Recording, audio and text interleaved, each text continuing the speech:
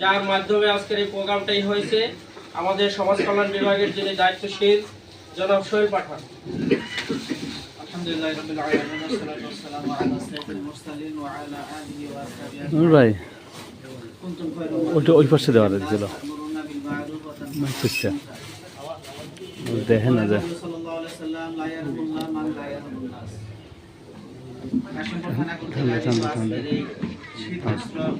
আমরা একটু সামনে যেতে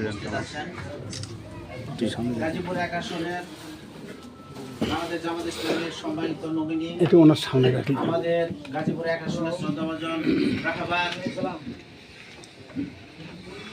জাতীয় সংসদ নির্বাচনের সম্মানিত প্রার্থী, আজকের অনুষ্ঠানের মধ্যমণি প্রধান অতিথি জনাব শাহালম বক্সী, উপস্থিত আছেন গাজীপুর মহানগরের সম্মানিত অফিস সম্পাদক, কাশিমপুর থানার সাবেক সংগ্রামী আমির, গণরেখালির কৃতি সন্তান, কাশিমপুর বাইতুল মানুষের পরিচিত ব্যক্তিত্ব জনাব আবু সিরাজুল ইসলাম মামুন ভাই, উপস্থিত আছেন গাজীপুর এক আসনের সম্মানিত পরিচালক, গাজীপুর জেলা সম্মানিত সেক্রেটারি জনাব শফিউদ্দিন ভাই, উপস্থিত আছেন আজকের এই অনুষ্ঠানে কাশিমপুর থানার সংগ্রামী ও সম্মানিত আমির, বারবার যিনি জেল কেটেছেন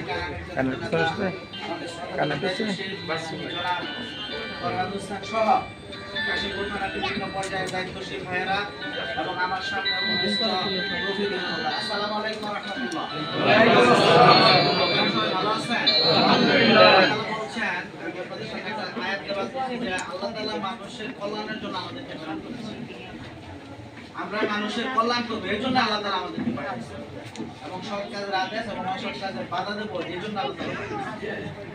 আল্লাহ রাসূল সাল্লাল্লাহু আলাইহি সাল্লাম বলেছেন যে যতক্ষণ পর্যন্ত তোমরা মানুষের উপরে ইহসান করবে আল্লাহ তোমাদের আজকে আপনারা যারা এখানে উপস্থিত আছেন, আপনারা সামান্য একটা শীতবস্ত্র উপহার নেওয়ার জন্য আপনাদেরকে এখানে আসতে আপনারা আন্তরিকভাবে দুঃখিত।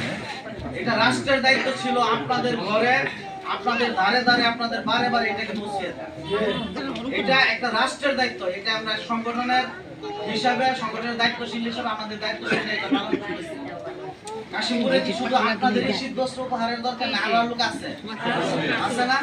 তাদের কাছে আমাদের জিম্মাদারি আছে। আমাদের সীমাবদ্ধতা থাকা সত্ত্বেও আমরা যতটুকু আমাদের ক্ষমতা আল্লাহ দিয়েছেন সেই আলোকে আমরা আপনাদেরকে সহায়তার জন্য উপহার দেওয়ার জন্য চেষ্টা করছি। এই জন্য আপনারা যে এখানে আসছেন এই জন্য আমি প্রথমে আপনাদের কাছে ক্ষমা চেয়ে নিচ্ছি। আপনাদের ঘরে যে আপনাদের উপহারটা আপনাদের কাছে সসম্মানে দেওয়া উচিত ছিল। এই জন্য আপনারা আমাদেরকে ক্ষমা করে দিবেন না প্রথম? ইনশাআল্লাহ। নাম্বার 2 হচ্ছে, যদি রাষ্ট্র জামাত ইসলামে চালায়, পরিচালনা করতে পারে, আপনারা যদি তাদেরকে ভোট দিয়ে, আমাদের যে শাহালম বক্সী ভাই আছে তাকে যদি আপনারা ভোট দিয়ে এরকম সারা বাংলাদেশের যত ক্যান্ডিডেট আছে সবাইকে যদি আমরা ভোট দিয়ে এরকম সহজ যোগ্য লোক আমরা আপনার সংসদে পাঠাতে পারি, তাহলে এই শীত বস্ত্রের মতো সামান্য উপহার কেন, আপনাদের নাগরিকদের যত অধিকার রাষ্ট্রের থেকে বরাদ্দ হবে সব আপনাদের ঘরে বসে যাবে। এখন এই নিয়ে যাওয়া, এই সুলতান মার্কেট এসে নিয়ে যাওয়া আর ঘরে যাওয়া উপহার পৌঁছে দেয়, কোনটা সম্মানের? ঘরে যাওয়া সব পৌঁছে দেয়, এটা হলো সম্মানের। একজন সংসদ সদস্য উনি আপনাদের একজন চাকর হিসাবে, গোলাম হিসাবে থাকবে, আপনাদের প্রভু হবেন না, আপনাদের কি হবেন? সাহায্যকারী হবেন। আপনারা এটা চান না? আমরা এই বিগত বছর আমাদের উলামা বিহার সভাপতি আব্দুল সাত্তার বিপ্লবী বলেছেন আমরা শাসক দেখছি, সেবক দেখি না। আমাদের প্রতিনিধি যিনি গাজীপুর এক আসনের সংসদ সদস্য প্রার্থী শাহালম বক্সী ভাই, আমরা সেবক হিসাবে আপনাদেরকে কাছে পেশ করতে চাই ইনশাআল্লাহ। এখন যদি আপনারা তাদেরকে সমর্থন করেন, আপনাদের মূল্যবান যে আমানত ভোট, এটা তো শুধু ভোট না, এটা আপনার কাছে আমানত। আমানতের খেয়ানতকারী হলো মুনাফিক। এজন্য আমরা এই আমানত কাকে দেব আল্লাহ তাআলা বলে দিয়েছেন। আল্লাহ তাআলা বলছেন ইন্নাল্লাহা ইয়া'মুরুকুম আন তু'আদ্দুল আমানাতি ইলা আহলিহা, যে তোমাদের যে ভোটটা আছে, আমানতটা আছে, এটা তোমরা ভালো পাত্রকে, ভালো লোককে তোমরা দাও। এটা এখন যদি আপনার চোর ডাকাত পুলিশ দুর্নীতিবাজদেরকে আমরা যদি এটা দেই, তারা যে গুনাহটা করবে আপনার আমার ভোটটা পেয়ে, এইটার একটা অংশ আল্লাহ তাআলা আপনার আমার আমলনামায় দিয়ে দিবেন। ঠিক। আর যদি কোনো ভালো লোককে আপনার আমার ভোট দ্বারা আমরা সংসদে পাঠাই, সে যদি কল্যাণমূলক ভালো কোনো কাজ করে, এটার দ্বারা যে সওয়াব হবে এটার একটা অংশ আপনার আমার আমলনামায় আল্লাহ তাআলা দিবেন। এজন্য আমরা কি দুর্নীতিবাজ চাঁদাবাজকে সংসদে পাঠাবো? আমরা চাই একজন সৎ ক্ষুধাভীরু তাকওয়া সম্পন্ন লোক সংসদে যাক এবং আমার হক যেটা রাষ্ট্র বরাদ্দ দিবে এটা যেন আমার ঘরে এসে সেই সেবক আমাকে বসিয়ে দেয়। এজন্য প্রিয় উপস্থিতি, আমি একটা কথা বলে শেষ করব। ওমর রাদিয়াল্লাহু তাআলা আনহু খেলাফতের সময় তিনি খুতবা দিচ্ছিলেন শুক্রবার জুমার নামাজের সময়। যখন জুমার নামাজের সময় খুতবা দিচ্ছিলেন, একজন যুবক নাঙ্গা তলোয়ার হাতে নিয়ে বলল, খলিফাতুল মুসলিমিন আপনার খুতবা থামান, আপনি আমার প্রশ্নের জবাব দিবেন, নয় আপনার কোনো খুতবা এখানে চলবে না।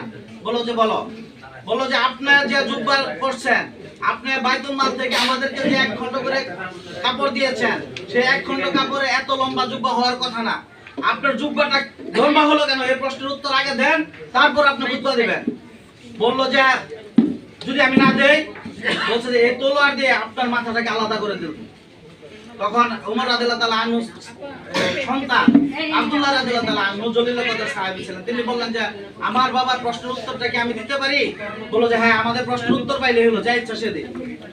পরে বলল যে আমার আব্বা এবং আমি দুজনেই বাইতুল মাল থেকে কোষাগার থেকে 1 খণ্ড করে 2 খণ্ড জামা পাইছি। আমার 1 খণ্ড কাপড়, আমার বাবার 1 খণ্ড কাপড়। আমার বাবা আপনার বাইতুল মাল থেকে বেশি কাপড় নেয় না। আমার বাবা যেহেতু লম্বা মানুষ, টল ফিগার, আমার বাবার জুব্বাটা হচ্ছিল না, এইজন্য আমার কাপড়টা আমার বাবাকে আমি দিয়ে দিচ্ছি। বাবা, আপনি আমার কাপড়টা নিয়ে আপনি একটা ভালো একটা জুব্বা বানান, আপনি যেহেতু খলিফাতুল মুসলিমিন। তখন সাহাবী আজমাইনরা যারা উপস্থিত ছিলেন মজলিসে, তারা সন্তুষ্ট হয়ে গেলেন। খলিফাতুল মুসলিমিন বললেন, তোমার প্রশ্নের উত্তর কি পাইছো? বলল যে হ্যাঁ। বলল যে খুতবা শুরু করেন। এখন বলেন, তিনি ছিলেন খলিফাতুল মুসলিমিন, অর্ধজাহানের বাদশা, তাকে যখন মসজিদের ভিতরে এরকম জবাবদিহি করা লাগছে, এরকম শাসক কি আমরা চাই না?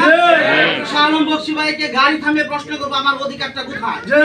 আমরা সেই সাহস, সেই অভয় আপনাদেরকে আমরা দিচ্ছি। ইনশাআল্লাহ আপনারা কি এতে সন্তুষ্ট? ইনশাআল্লাহ আমরা শাহ আলম ভাইকে যে কোনো ভাবে যে কোনো জায়গায় আমরা জবাবদিহি করতে পারবো, কারণ তার নির্বাচনে কোনো খরচ হবে না, তার নির্বাচনে কোনো টাকা তার ব্যক্তিগত ফান্ড থেকে ব্যয় হবে না।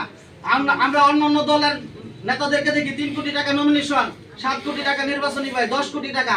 এই টাকা তো আপনার আমার পকেট থেকে সে আয় করবে, এই টাকা তো সে আপনার আমার বরাদ্দ থেকে কেটে নিবে। এজন্য আমাদের নমিনির কোনো ব্যয় নেই, ব্যক্তিগত ব্যয় নেই। উনি একজন সাবেক সচিব, ওনার নিজস্ব কোনো বাড়ি নাই, ওনার এখনো ভাড়া থাকেন, এখনো চাকরি করেন, তিনি ডিসি ছিলেন সাবেক। তো কাজেতে এরকম একদম সৎ ক্ষুধাভীরু তাকওয়া সম্পন্ন লোককে আমরা যাতে আমাদের মূল্যবান আমানত ভোট দিয়ে যাতে আমরা সংসদে পাঠাতে পারি, সেই আশা তো আপনাদের কাছে করতে পারি। সবাইকে আমি সহ সবাইকে আমল করার তৌফিক দান করুন। ওয়া মা তৌফিক ইল্লা বিল্লাহ। আসসালামু আলাইকুম ওয়া রাহমাতুল্লাহ।